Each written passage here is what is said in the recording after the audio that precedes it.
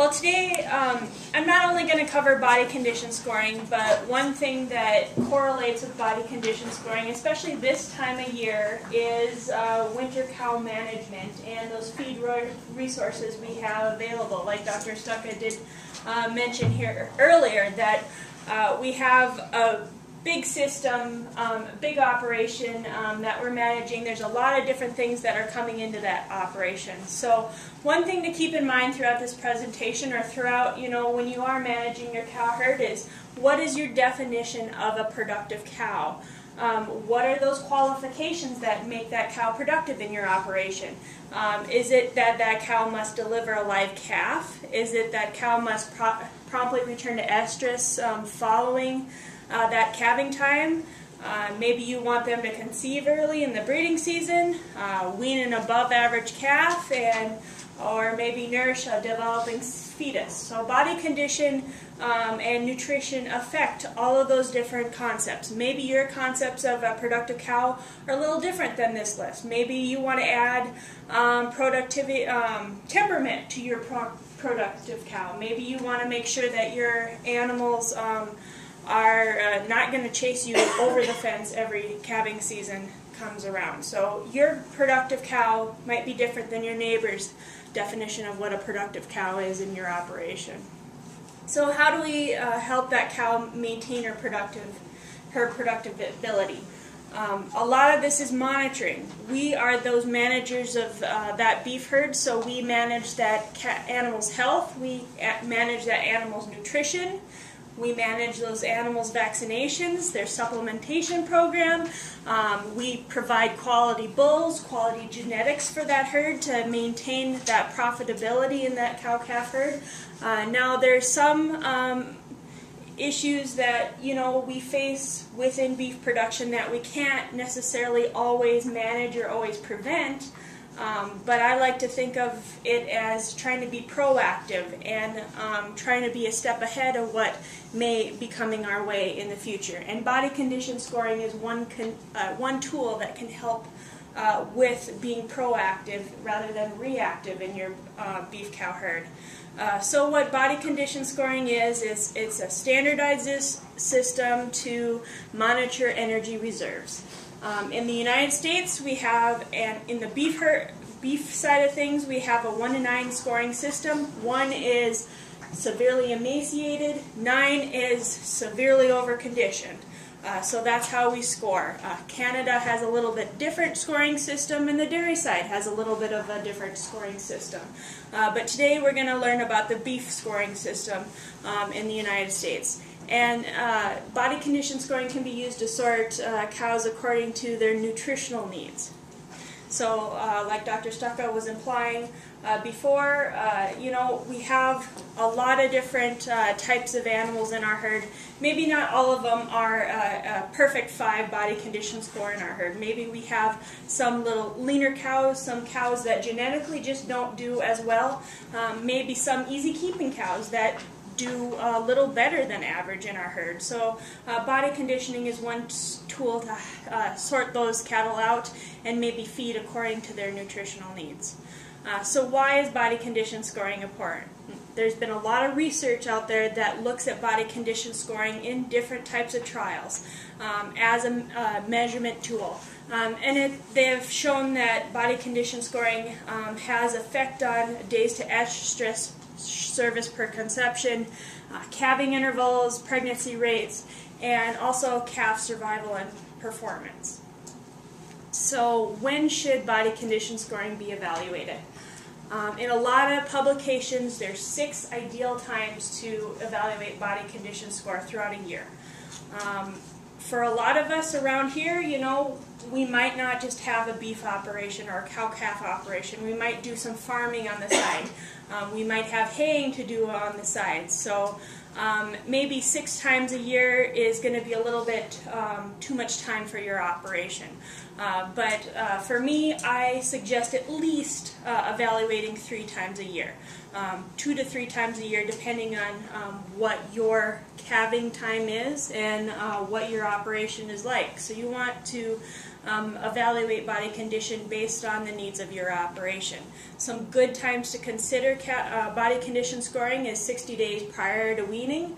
So that's when we're looking at our feed resources out in that pasture to determine if we have enough feed for weaning. Maybe if those cows are lower in condition, we want to consider weaning a little earlier to help maintain that condition. At weaning time is another great time to body condition score. This is a great, excellent time to be proactive when you're body condition scoring. So at weaning is the easiest time to add condition to that cow because they do not have that calf on them, so they're not having extra energy going into milk. They're not putting a lot of energy into the fetus quite yet. You are at that maintenance level of nutrient requirements. So one of the best times to put condition on those cattle. The other time is maybe 90 days before calving. So this is the time where you're looking at those cattle. If they are coming in a little skinny to calving, you don't want to have a wreck during calving.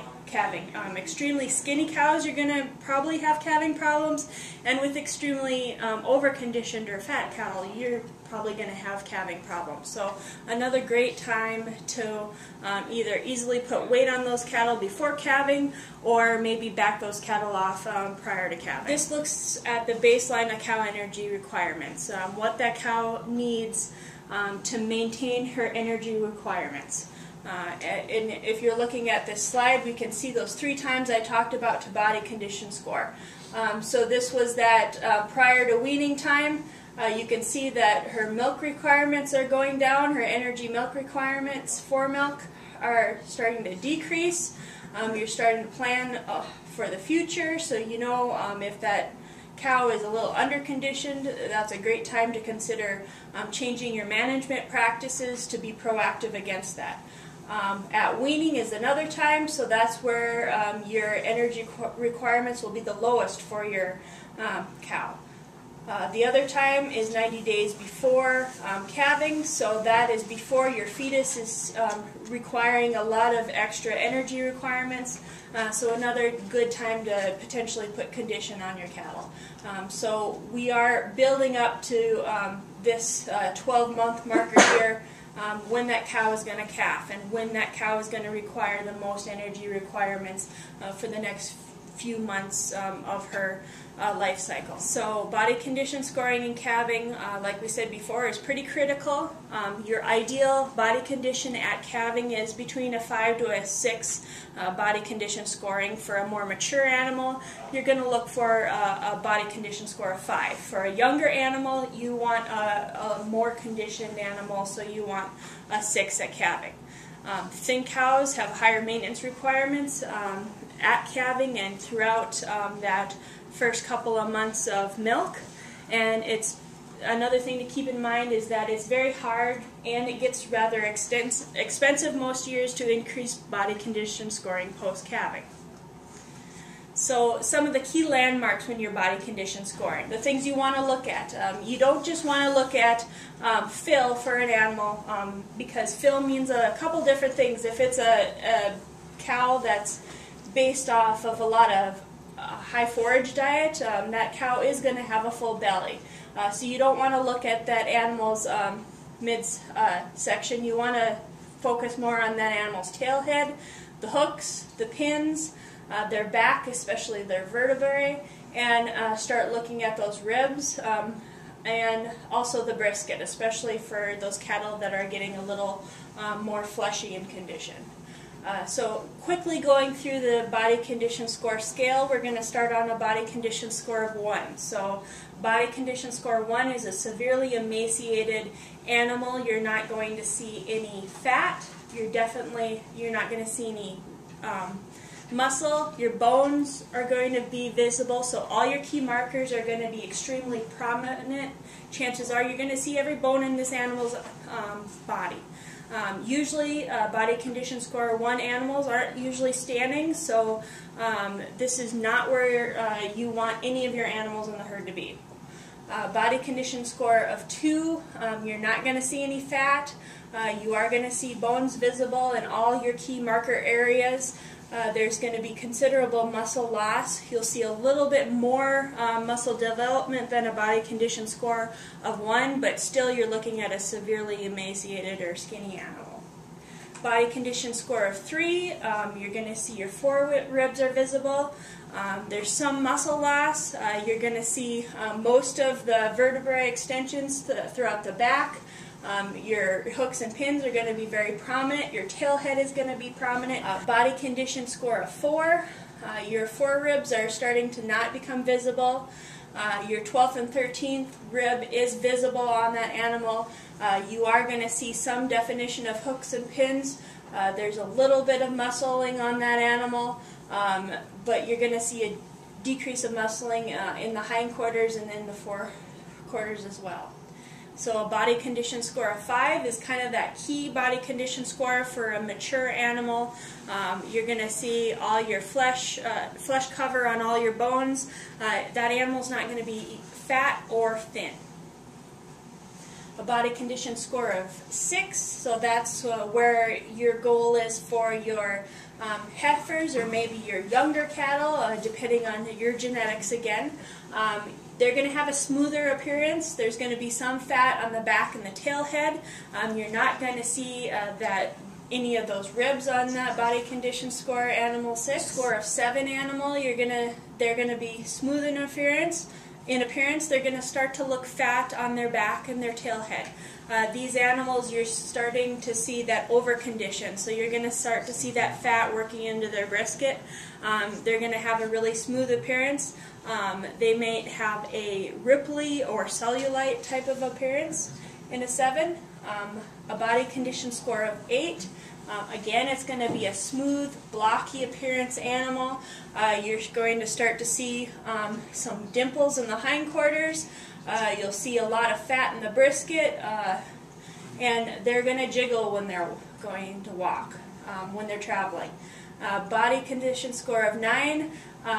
Hopefully you don't see these cattle very often, and hopefully you don't have any of these cattle in your herd either, but this is a severely over-conditioned animal. Everything is pretty much buried in fat. These animals are going to be so over-conditioned that they're not even going to jiggle when they're walking, or waddling in this case. Another way to look at this is maybe to look at it as kind of a scorecard or a guide card to keep in mind. One thing when we are body condition scoring our herd, I know we all have our favorites in the herd, and maybe sometimes we need to remember to stay objective when we are evaluating our body condition scores in our herd. So this is just a little key card that is I like to look at when I'm body condition scoring, just to keep me on track throughout that entire day of body condition scoring. Another suggestion is potentially, if you see those cows every single day and you are body condition scoring, have your neighbor come over and body condition score your cattle. They can take a subjective view. They're not feeding those animals every day, and they can give you their opinion too of what they think their body condition score is on average in your herd. So remember, you're looking at a 5 for a mature animal, a 6 for a heifer. So within our operation, there's a lot of different details and changes and adjustments that might need to be made with our cows in our herd. Maybe not all of those are things that you can technically change, but there's a lot of things to keep in mind. Not only nutrition, but reproduction, maintenance, management area, a lot of different things within our herd that we're going to have to manage and pay attention to. One of those things are nutrient requirements. So not everything in our herd is going to fit the same requirements. Age has a lot to do with nutrient requirements, months since calving, body weight, milk production, and also you have those external factors in there. Temperature is a big one. Moisture, wind speed, hair coat thickness, mud. We have those indicators in North Dakota that we have to be concerned about that maybe somebody in Oklahoma doesn't necessarily have to be as concerned about when they're feeding their cattle. The big thing, you know, in our part of the world is our climate. So usually, you know, if we're having a spring calving herd, when that cow starts to boost up its energy reserves and boost up that energy needs, that's usually when our cold weather hits as well. So we have to factor that into our nutrition program as well. So these are, again, the same table, those baseline energy requirements. You have your blue maintenance requirements, your yellow milk requirements, and your pink fetus requirements, looking at those energy requirements in your basic beef ration. However, this doesn't factor in the weather. Looking at baseline cow nutrient requirements, this is for a 1,400-pound cow. Traditionally, a lot of the times when we looked at energy requirements, we've always looked at a 1,200-pound cow for stocking rate, for energy requirements. But you know, our herds have changed over the years. We don't necessarily have the same animals as we did in the 1950s. So most of the herds that I see are at those 1,300 to 1,400-pound weight categories. That's one thing we need to keep in mind when we are balancing or looking at our nutrient requirements in our cow herd. This breaks everything down into those energy requirements on a per pound basis and on a dry matter percentage basis. So again, we have our blue maintenance requirements, our pink gestation fetal requirements, and then our yellow milk requirements. So when we're looking at our baseline nutrient requirements for our maintenance requirements, our dry matter intake for an animal, that's taking the water out of the equation, is about 27.2 pounds per head per day. If you want to look at crude protein requirements, that animal needs about 1.6 pounds of crude protein per head per day. And that is the same as 6% crude protein of your dry matter intake. TDN, or energy intake, you want about 12.24 pounds of TDN in that animal's diet per head per day, or about 45% of that diet being energy for maintenance. For the last third of gestation, for that extra fetal requirement, remember that intake doesn't really come up. You have that fetus taking a lot of internal capacity and room in that animal. So you're still working with about the same intake for that animal, but those energy nutrient requirements do go up. So crude protein requirements go up to about 2.45 pounds of protein per head per day. TDN goes up to about 15.6 pounds of TDN per day. Looking into that milking time, where after that cow calves, those requirements go up even more. So 3.92 pounds, or about 4 pounds of crude protein that is needed in that diet per head per day, and about 20.7 pounds of TDN per head per day. So after that cow calves, keep in mind that your dry matter intake can go up. That cow has a little bit extra or more internal capacity. So we just talked about baselines here. That doesn't factor in our winter weather. So one thing that we experience a lot in North Dakota is cold temperatures, high wind speeds, and a lot of other things that will affect what we're feeding during our winter months. So one thing to keep in mind is critical temperature. Critical temperature means that anything below this temperature will require additional energy to compensate for keeping that animal warm. So the average critical temperature in North Dakota is usually around 18 degrees Fahrenheit for an animal with a heavy coat in dry conditions. An animal that has a short coat that is faced with wet conditions, that critical temperature goes up, and it's about 59 degrees Fahrenheit. So usually, you know, we're dealing with that 18 degrees Fahrenheit critical temperature on our average day with that heavy coat, dry conditions. So that's one thing to keep in mind with North Dakota. So how many months out of the year do we have to factor in that critical temperature point? With this slide, I just took all of the average temperatures out of the Carrington NDON station, and I looked at our normal averages here in Carrington from the NDON station here at the REC. And if you look at the normal average of our weather here, we're looking at least 3 months out of the year that we fall below the critical temperature of that animal. So at least 3 months that we're going to have to supplement extra feed resources to maintain that animal's ability to keep that body warm. So what we can do to accomplish this. We need to feed more energy-rich feeds, so higher quality feeds. A good thing to keep in mind is to increase your TDN 1% for every degree below critical temperature. Or another way to look at it is to increase your TDN 1 pound for every 5 degrees below zero.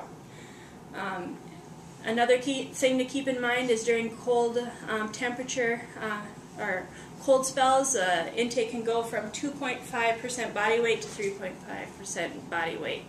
Another thing to remember is don't forget the waste. So that's something that we may forget at times, that we do have to factor in waste. If we're feeding a forage diet, waste is usually at least 10 to 15% of your bale when you are feeding bales, depending on that typical quality of hay. So in order to ensure that these animals do have enough supplementation and do have enough resources available, make sure that you're monitoring what resources you also have on hand. So most of us probably have a pretty average to good hay here this year. We may have had some silage, we might have some corn, we might have some sprouted barley, maybe some wheat available to feed those animals. So it's just a good idea to know what you have available, to know what you have available and know what you may have to purchase in case you don't have enough energy requirements available to fit your needs. The other thing to keep in mind is the nutrient quality of your feed stuff. Make sure you feed test. I think this is the easiest and cheapest way to actually know what you're putting into your cattle, and it can save you a lot of money in the long run. It's amazing what the difference between just two grass hay samples are. Sometimes we get grass hay into the extension office, and one sample from one field might run at 8% crude protein, and then the next field might run at 12% crude protein. So right there is a huge difference between samples, and this could be in the same field, it could be in different fields. It's just good to take some hay feed tests, not even hay, but your grain as well, and know what you're putting into that animal. That can really save you a lot of money in the long run. So we talked about winter conditions. We talked about minimum requirement conditions to maintain body weight. Let's talk about what you're going to need to put into that animal in order to gain body weight.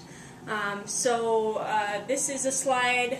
We're looking at energy in net energy instead of TDN in this slide, but really the take-home message with this is we figured out how many pounds of corn per day it would take to increase a body condition score from a 3 to 4, a 4 to 5, 5 to 6, and a 6 to 7 in 45 days time and in 30 days time. So we broke it down to increase from a 3 to 4, it would take at least 5 pounds of corn per day on top of those minimum requirements and those weather requirements to increase that body condition score, one body condition score in 45 days. If you only had 30 days to do it, it would take 7.7 pounds of corn per head per day. To increase from a 4 to a 5 body condition score, in 45 days it would take about 6 pounds of corn per day per head to increase that one body condition. In 30 days, it would take about 8.9 pounds of corn per head per day. This isn't as big a deal when we're looking at $2 corn versus $7 corn. but still your feed resources are going to add up. Looking at some research and some studies that evaluated body condition score in the beef cow herd and how it affected that beef cow herd long term. The University of Florida did a study that they looked at 3,700 head of cattle. And what they did is they body condition scored these cattle when they were running them through preg checking. And they evaluated body condition score then, and then they followed these cows throughout that breeding season to see what happened with those cows and those cows throughout that productive year. So they looked at these cows and they found that those cows that had a body condition score of 5 and above at the time of their pregnancy checking had, across all the calving years, had a higher conception, or were bred a higher conception rate above all the other groups. So regardless of their age, they all had a higher bred rate compared to the other two groups. So the body condition score 3 and below and the body condition score of 4. The one thing that they did notice is that cows that were at the second calving year had a lower pregnancy rate across all of their body condition scores than any of the others, which kind of showed them that those cows were the ones that maybe were struggling a little more throughout the breeding season, or maybe a little behind in their nutrient requirements throughout all the operations. So body condition score 4 animals through those operations, or through those animals that they ran through, they averaged about a 60% conception bred rate in those groups. If they were body condition score of 3 and below, they averaged 31% body condition. So really definitely did affect their pregnancy rates in that study. So when they did follow those animals through, they found that those animals that had a body condition score of 4 returned about $100 less income than those animals that had a body condition score of 5 cows. Yep. So remember that productive cow. Remember those body condition scoring as the tool. Maybe a good way to do that is separate your cows by nutritional needs.